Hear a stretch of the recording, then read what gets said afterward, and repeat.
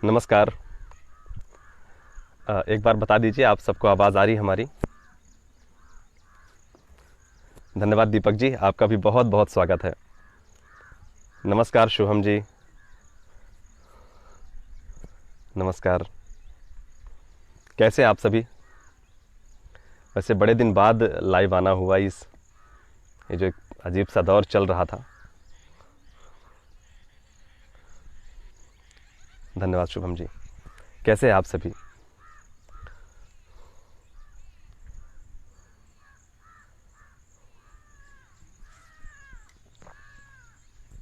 सबसे पहले आपका बहुत बहुत धन्यवाद लक्ष्य चैनल का आर्यन मिश्रा जी, जो कि काफ़ी इस समय पे बहुत अच्छा लिख रहे हैं, बहुत अच्छा बोल रहे हैं। अचानक से एक दिन बात हुई और उन्होंने कहा कि भैया कुछ ऐसा किया जाए, तो हमने कहा कि बिल्कुल। थोड़ा समय लगा लेकिन फाइनली आज हम सब साथ में हैं। बहुत बहुत स्वागत, आप सभी लोग इकट्ठा हो जाइए, फिर कुछ कविता कहानियाँ सुनते सुनाते हैं। घनश्याम जी बहुत बहुत स्वागत आपका। कृष्णा पांडे जी नमस्कार। अमन जी बहुत बहुत धन्यवाद, आपका भी बहुत बहुत स्वागत। प्रभात मिश्रा जी बहुत बहुत स्वागत आपका। मैं ठीक ठाक दिख रहा हूँ ना? थोड़ा कलर भी मेरा ऐसा है, दूसरा मौसम भी ऐसा है। तो दोनों मैच कर रहे होंगे।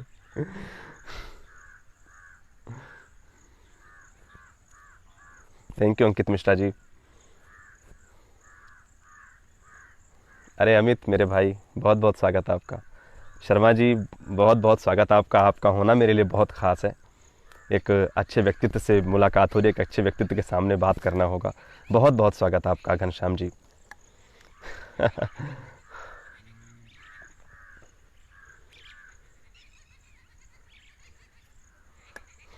अरे उपाध्याय जी, मोहन पांडे जी, ब्रजमोहन जी नमस्कार। नमस्कार हेमंत जी। मुझे बड़ी खुशी हुई घनश्याम जी कि आप यहाँ पर जुड़े हुए हैं। आपने जो परिचय कराया मेरा विजेंद्र कुशवाहा जी से, जो मेरे एडिटर हैं, बहुत अच्छा काम है उनका। और सही बात है, अच्छे लोगों के साथ अच्छे लोग ही रहते हैं। बहुत धन्यवाद और आपका स्वागत है। और आपकी राम की कविता जो लिखी थी आपने, इसके शॉर्ट्स मैं सुनता हूँ, मुझे बहुत अच्छा लगता है। बहुत स्वागत आपका। बहुत धन्यवाद मोहन पांडे जी, बहुत बहुत धन्यवाद। तो चलिए, ये तो सिलसिला एक चलता रहेगा। आप सभी का एक बार जो अभी आ गए हैं और जो आ रहे हों, सभी दोस्तों को एक बार मैं अपनी तरफ से स्वागत करता हूं। और लक्ष्य चैनल का धन्यवाद करता हूं कि उन्होंने ऐसा अवसर दिया आप जैसे दोस्तों से मिलने के लिए, कुछ नए लोगों से परिचित होने के लिए और कुछ सुनने सुनाने के लिए। मैं बिल्कुल अच्छा हूं हेमंत शुक्ला जी, मैं बिल्कुल अच्छा हूं। आप बताइए।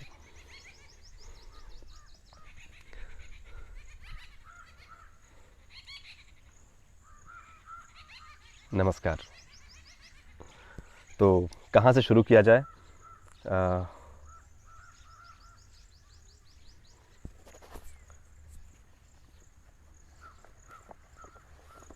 मुझे लगता है कि यहाँ पर सारे यंगस्टर्स हैं, तो कुछ ऐसा शुरुआत करना चाहिए, कुछ उन कविताओं से शुरुआत करना चाहिए जो हम में थोड़ा सा एक एक एक सकारात्मक भाव पैदा करें, एक ऊर्जा दें भीतर से। तो मैंने अभी एक कविता लिखी थी, सामर्थ्य झोंक दो फिर देखो। दरअसल होता ये है कि हमारे पास, हमें लगता है कि हमसे ये काम नहीं हो पा रहा है, हमसे ये काम नहीं हो पा रहा है, और हम उसे मानते हैं भीतर से। मुझे लगता है कि ये काम मैं कर सकता हूँ, लेकिन फिर भी किसी वजह से हम नहीं करते। हमें आलस आती है, या कि हम उतनी मेहनत नहीं करते और जितना हम पाना चाहते हैं, और फिर हम दोष देते हैं कि ये हो नहीं पाया, यहाँ पर ये था, यहाँ पर ये था। तो मैंने उसी पर कुछ पंक्तियाँ लिखी हैं कि सामर्थ्य झोंक दो फिर देखो, मन का ये अंधियारा रास्ता। बहुत बहुत स्वागत आपका। धन्यवाद। बिल्कुल बिल्कुल, बोलो कहाँ तक टिक सकोगे यदि राम सा संघर्ष हो। ज़रूर, बहुत बहुत धन्यवाद आप सभी का। तो मैं कविता सुनाना चाहूँगा। मिश्रा जी धन्यवाद। मन का ये अंधियारा रास्ता रोशन कैसे होता है, मन का ये अंधियारा रास्ता रोशन कैसे होता है, कड़ी धूप में प्यासा कोई कैसे राह संजोता है। मन का ये अंधियारा रास्ता रोशन कैसे होता है। कड़ी धूप में प्यासा कोई कैसे राह संजोता है। कैसे उठते तूफानों को, कैसे उठते तूफानों को धरती थामा करती है। सामर्थ्य झोंक दो फिर देखो, सामर्थ्य झोंक दो फिर देखो।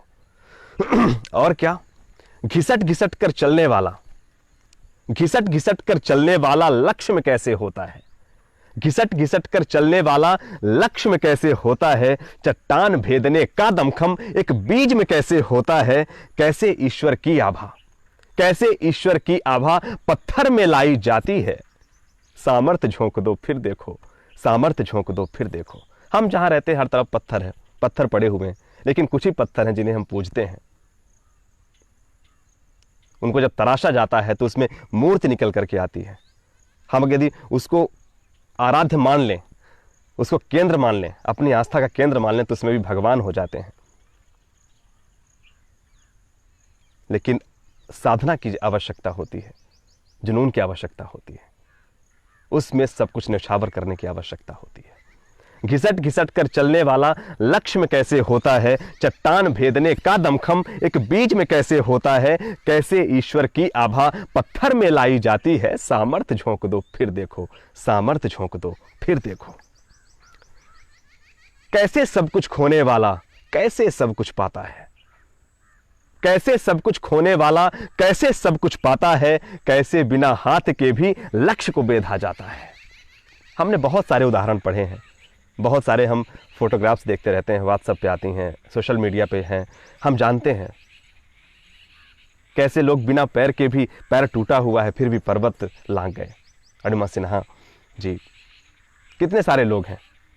हमने कई बार देखा कि लोग पैरों से लिख रहे हैं, पैरों से कमाल कर रहे हैं, उनके हाथ नहीं है, और हमारे पास हाथ होने पर भी हम कई बार उतना अच्छा नहीं कर पाते।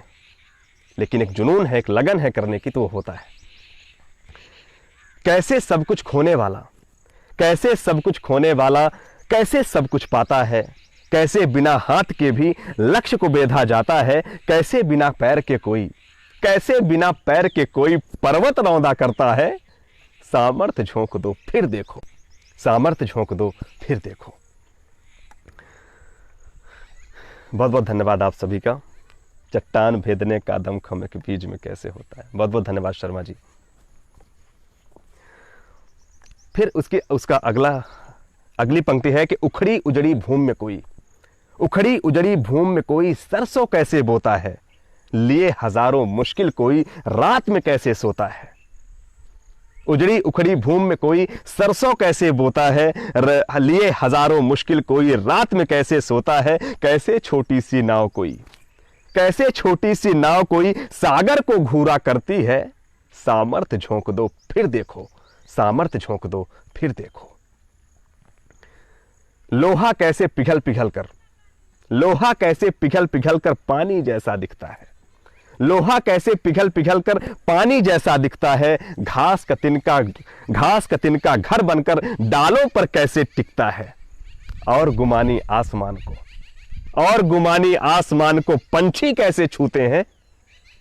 सामर्थ्य झोंक दो फिर देखो, सामर्थ्य झोंक दो फिर देखो। बहुत बहुत धन्यवाद आप सभी का, और ऐसे ही बने रहिएगा, यूं ही सिलसिला चलता रहेगा। धन्यवाद घनश्याम जी, आप सभी दोस्तों का बहुत बहुत स्वागत है।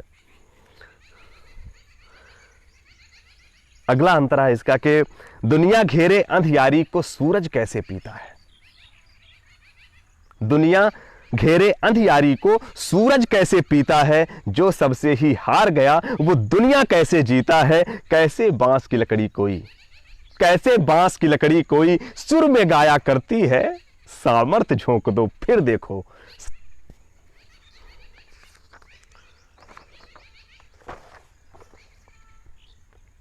बहुत बहुत धन्यवाद अमित। कैसे छिपी सफलता अपनी, कैसे छिपी सफलता अपनी कदमों में ले आते हो। कैसे बिन संसाधन के ही साधक तुम बन जाते हो। कैसे राह असंभव कोई संभव तुम कर जाते हो। सामर्थ्य झोंक दो फिर देखो, सामर्थ्य झोंक दो फिर देखो। मन का ये अंधियारा रास्ता रोशन कैसे होता है। कड़ी धूप में प्यासा कोई कैसे राह संजोता है। कैसे उठते तूफानों को धरती थामा करती है। सामर्थ्य झोंक दो फिर देखो, सामर्थ्य झोंक दो फिर देखो। बहुत बहुत धन्यवाद।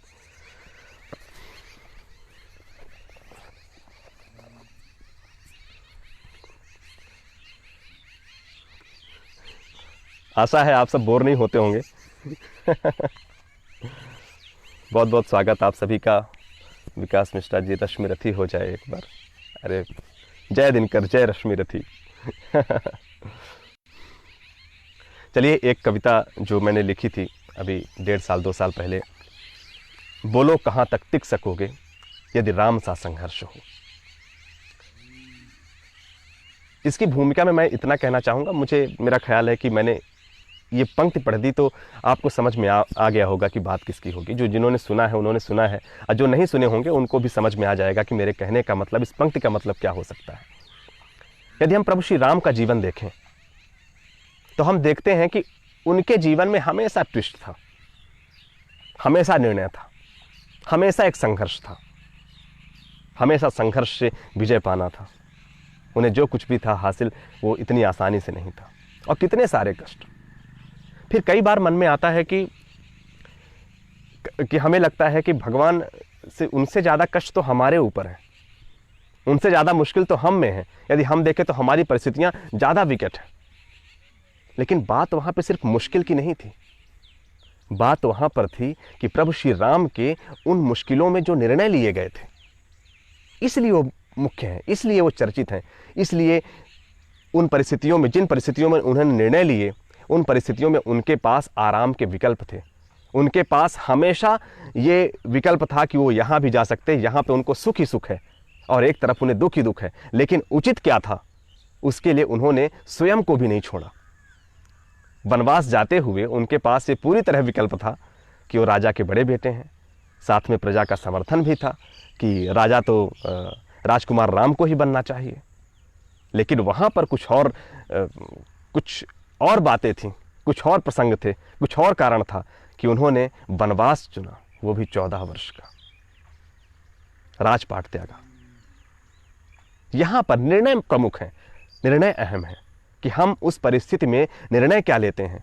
और भगवान श्री राम ने इसी तरह के निर्णय लिए, इसलिए वो आज हमारे बीच में हम सब के प्रेरणा स्रोत हैं। मैं कविता लिखा था उनके संघर्ष पर ही कि बोलो कहाँ तक टिक सकोगे यदि राम सा संघर्ष हो। मैं उसकी पंक्तियां आपके सामने पढ़ना चाहूँगा। आप सबको आवाज़ आ रही है, एक बार बता दीजिएगा।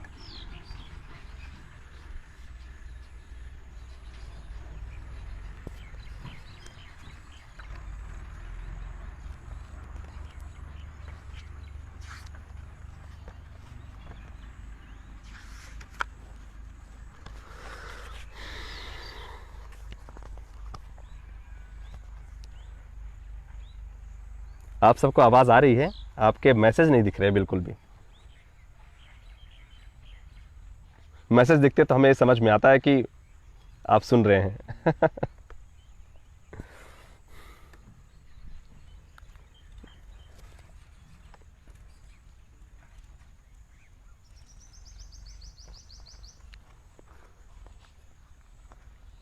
तो प्रभु श्री राम पर जो मैंने कविता लिखी थी वो आपके सामने पढ़ना चाहूंगा कि सहली सारी यातना पर कर्तव्य सर्वोपरि रखा। सहली सारी यातना पर कर्तव्य सर्वोपरि रखा। त्यागशील संकल्प को जिस तरह जीवित रखा। बोलो कहां तक टिक सकोगे यदि राम सा संघर्ष हो, यदि राम सा संघर्ष हो।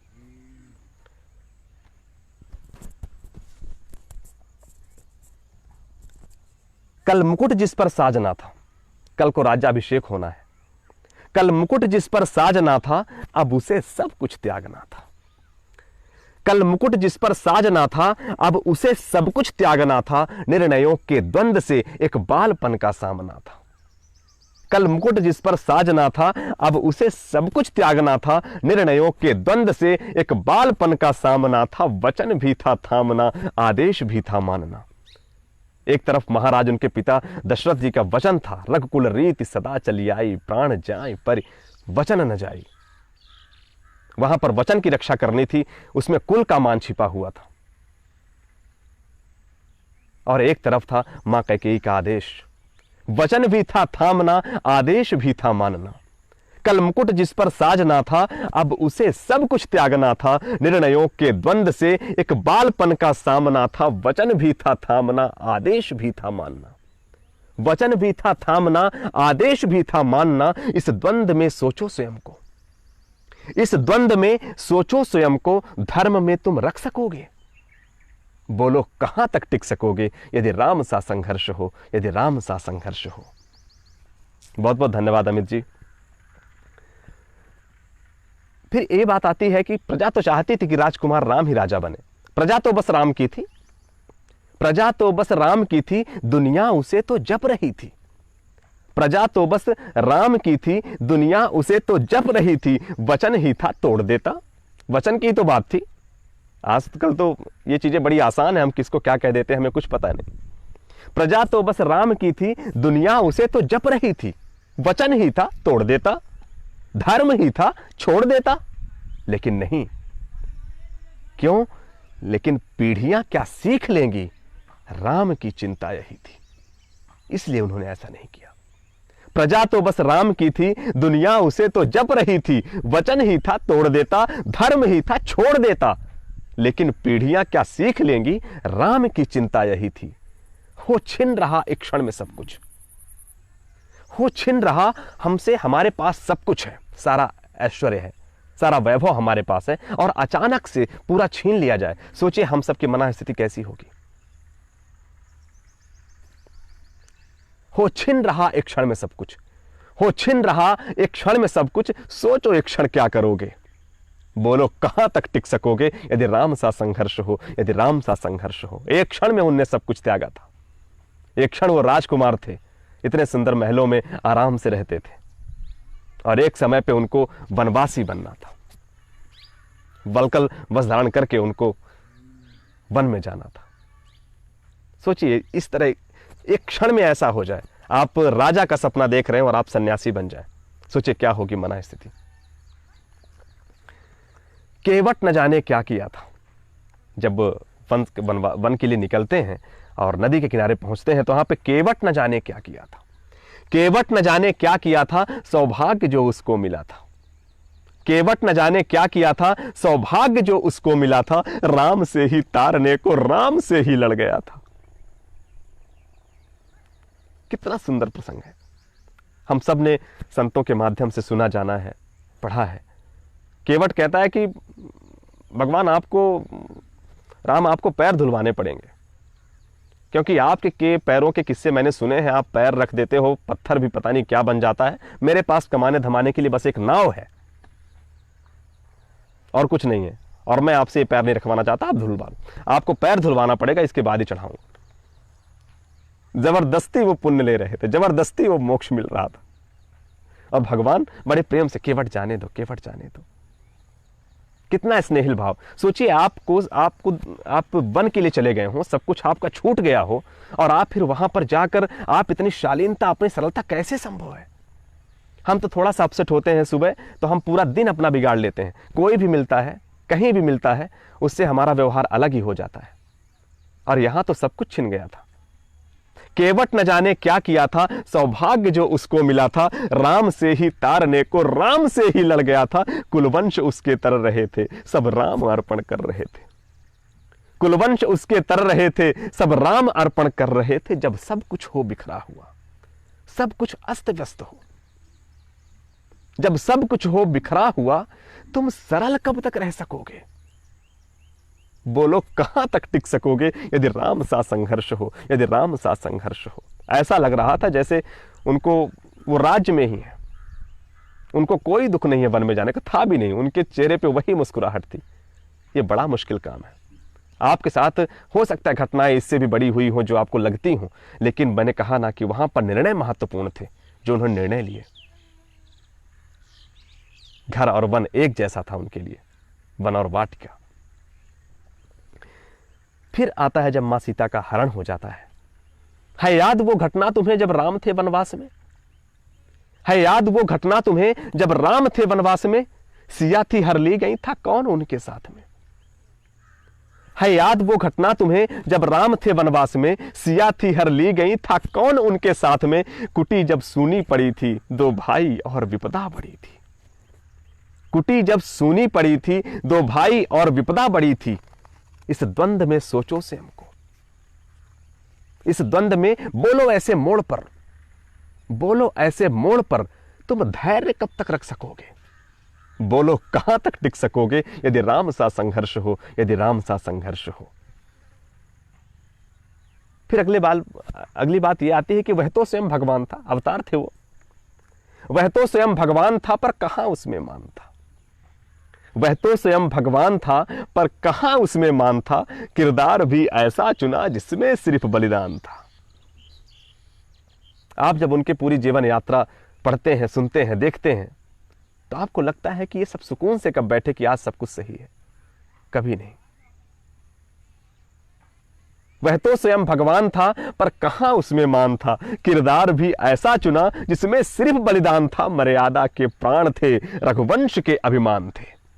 मर्यादा के प्राण थे, रघुवंश के अभिमान थे। श्री राम के अध्याय से, श्री राम के अध्याय से एक पृष्ठ हासिल कर सकोगे। बोलो कहां तक टिक सकोगे यदि राम सा संघर्ष हो, यदि राम सा संघर्ष हो। फिर मुझे लगा कि मैं तो अगर लिखता रहूं तो ये लिखता रह जाऊंगा और कम ही रहेगा। तो मैंने बात इतनी कह के खत्म की कि व्यथा इतनी ही नहीं है, यह कथा इतनी ही नहीं है। व्यथा इतनी ही नहीं है, यह कथा इतनी ही नहीं है। कुछ शब्द उनको पूर्ण कर दे, राम वो गाथा नहीं है। जब तपे संघर्ष में तब हुए उत्कर्ष में, जब तपे संघर्ष में तब हुए उत्कर्ष में। क्या तुम भी ऐसी प्रेरणा, क्या तुम भी ऐसी प्रेरणा पीढ़ियों के बन सकोगे। बोलो कहां तक टिक सकोगे यदि राम सा संघर्ष हो, यदि राम सा संघर्ष हो। जब माता सीता को हरण करके ले जा रहा था रावण, उस समय पे हम सब ने देखा कि ईश्वर ने तो देखा होगा, बाकी ऊपर जो भगवान थे वो सब तो जानते रहे होंगे, लेकिन किसी ने मदद नहीं की। आप ढूंढो, आप खोजो, करना आपको ही, संघर्ष तो आपको करना ही पड़ेगा।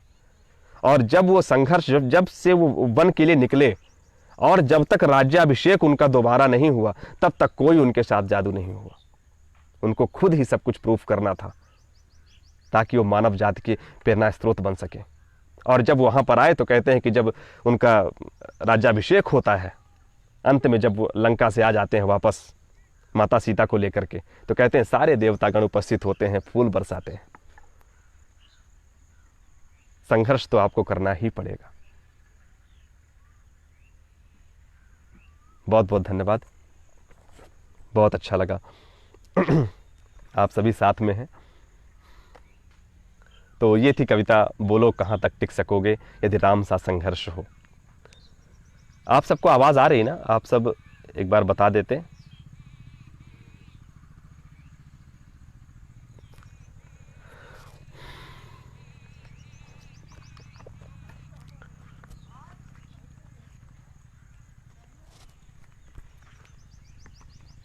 बहुत बहुत धन्यवाद लक्ष्य चैनल को एक बार फिर से, आर्यन मिश्रा को, बहुत अच्छा लिख रहे हैं।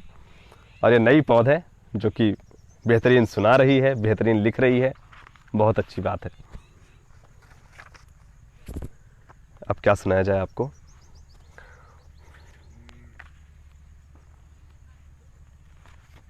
एक कविता मैंने लिखी थी, जैसा कि मैंने कहा कि यहाँ पे सारे यंगस्टर्स हैं, तो मुझे लगता है कि यहाँ पर उसी तरह की कविताएं चलें, थोड़ा सा जो हमें आगे बढ़ाने के लिए प्रेरित करें, जो हमें कुछ बेहतर के लिए प्रेरित करें।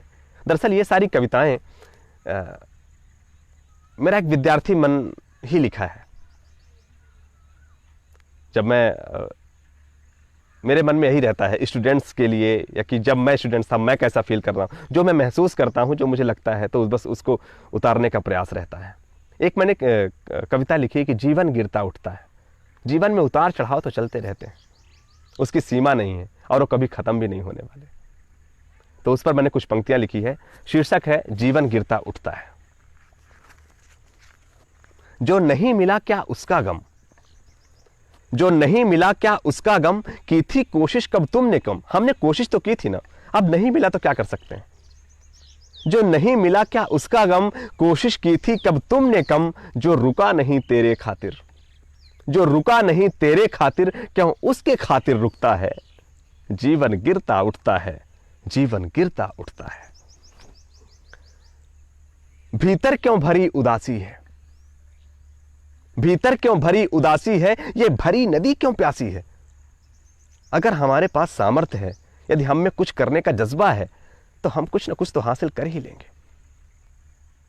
हम भीतर मन को मलिन करके हम कुछ हासिल नहीं कर सकते। और हमारा ये जो जीवन है वो हमें हर बार मौका देता है कुछ नई शुरुआत करने का, कुछ नया करने का, नए जोखिम उठाने का, हर बार। तो भीतर क्यों भरी उदासी है, भीतर क्यों भरी उदासी है, ये भरी नदी क्यों प्यासी है। भीतर क्यों भरी उदासी है, ये भरी नदी क्यों प्यासी है, हर बार दिशा सुलझाएगा यह जीवन गंगा काशी है। कहते हैं कि गंगा नदी जब जब नहा लो, माँ गंगा के दरबार में चले जाओ और वहाँ पर नहा लो, तो हर बार आपके पाप धुल जाते हैं। मैंने उसी भाव को लेकर के, उस नगरी के भाव को लेकर के कहा है। जिस तरीके से जीवन आपको हर बार मौका देता है, ठीक उसी तरह जैसे गंगा काशी है। भीतर क्यों भरी उदासी है, ये भरी नदी क्यों प्यासी है। भीतर क्यों भरी उदासी है, ये भरी नदी क्यों प्यासी है, हर बार दिशा सुलझाएगा यह जीवन गंगा काशी है। जिस पग को मीलों चलना है, जिसको ये इतनी लंबी यात्रा करनी है, जिसका लक्ष्य इतना बड़ा है, जिसका उद्देश्य इतना बड़ा है, जिसको बहुत आगे तक जाना है जीवन में, एक अच्छा लक्ष्य और उसको, तो उसके लिए है कि जिस पग को मीलों चलना है, जिस पग को मीलों चलना है, एक दो पग किसको चुभता है। जीवन गिरता उठता है, जीवन गिरता उठता है। थामे सागर को पर्वत भी लहरों को देख उछलता है। थामे सागर को पर्वत भी लहरों को देख उछलता है। वीणा का हर तार किसी साधक के लिए मचलता है। ये मोह तभी बनता है जब, ये मोह तभी बनता है जब जीवन का क्षण क्षण घिसता है। जीवन गिरता उठता है, जीवन गिरता उठता है। जो नहीं मिला क्या उसका गम, कोशिश की थी कब तुमने कम, जो रुका नहीं तेरे खातिर, क्यों उसके खातिर रुकता है। जीवन गिरता उठता है, जीवन गिरता उठता है। बहुत बहुत धन्यवाद।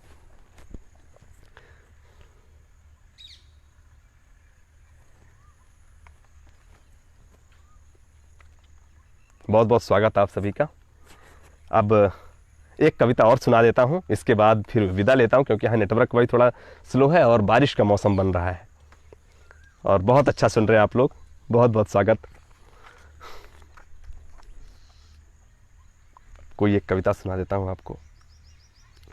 और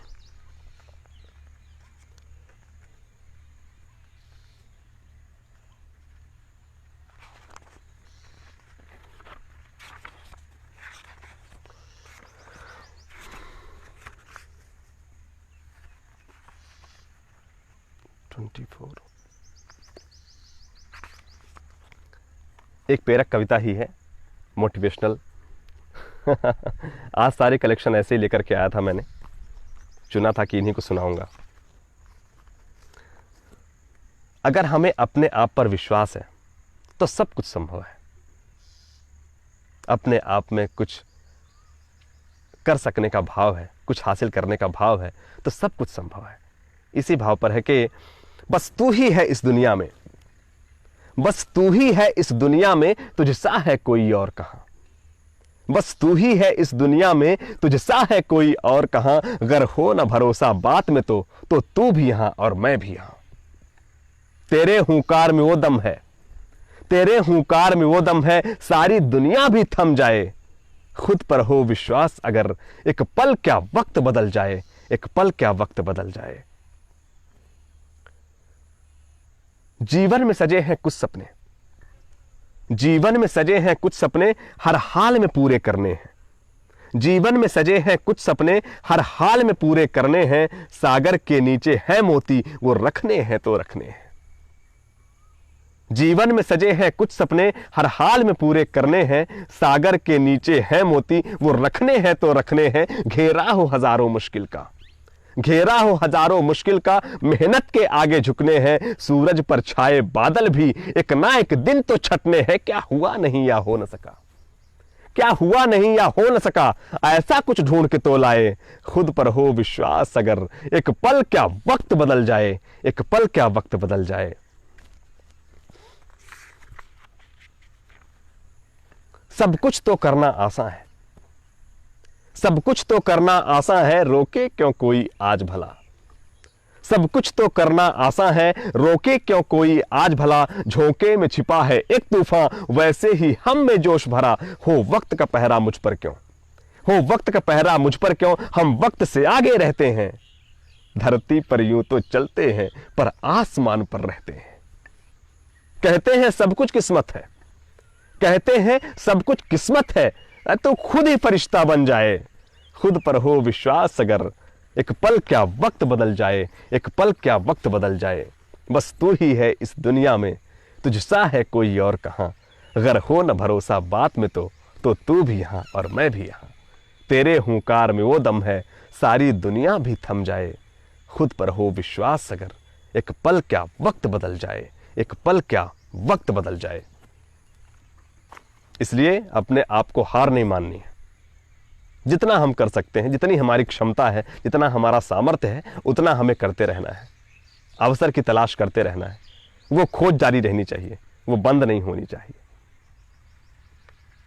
तो ये मैंने आपको 3-4 कविताएं सुनाई और मुझे बहुत अच्छा लगा। आप सब यहाँ पर रहे और थोड़ी देर की मुलाकात हुई। मैं एक बार फिर से बहुत बहुत धन्यवाद करता हूँ यहाँ पर आए हुए सभी दोस्तों का, घनश्याम शर्मा जी का, दीपक जी का, विकास मिश्रा जी का, विशाल मिश्रा जी का, हेमंत शुक्ला जी का। मैं सभी का बहुत बहुत स्वागत करता हूं। और मोहन पांडे जी का, हालांकि अब तो जाने का वक्त हो गया है। और बहुत अच्छा लगा और बहुत अच्छी चर्चा रही। लक्ष्य चैनल को मेरा बहुत बहुत धन्यवाद। और जो इसको चलाते हैं आर्यन मिश्रा जी, खूब अच्छा लिखें और यूँ ही हम सबको अवसर देते रहें, ताकि हम सब यूँ ही एक तरह से महफिल बनती रहे। ये मुझे बड़ा अच्छा लगा। थोड़ा समय लग गया आप सब तक आने में, लेकिन फाइनली आप सबसे मुलाकात हुई। तो बहुत बहुत धन्यवाद और हमेशा हैप्पी रहिए, सुरक्षित रहिए। और इस समय पे हालात जैसे भी हैं, थोड़ा सा अपने को बच के रहना है और आप अपना ख्याल रखना है, अपना काम करना है हिसाब से, बिल्कुल सुरक्षित रह करके। आप सभी स्वस्थ रहें, इसी कामना के साथ बहुत बहुत धन्यवाद। नमस्कार।